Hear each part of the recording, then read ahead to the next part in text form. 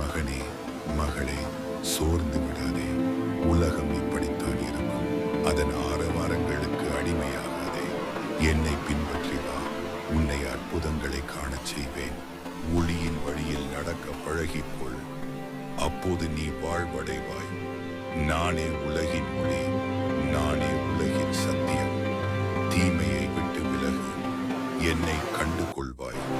இப்போது என்னை பின்தொடர்.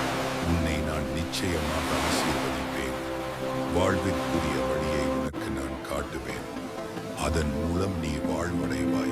ஆசீர்வதிக்கப்பட்ட ஜனங்களோடு உன்னையும் நான் சேர்த்துக் கொள்வேன்.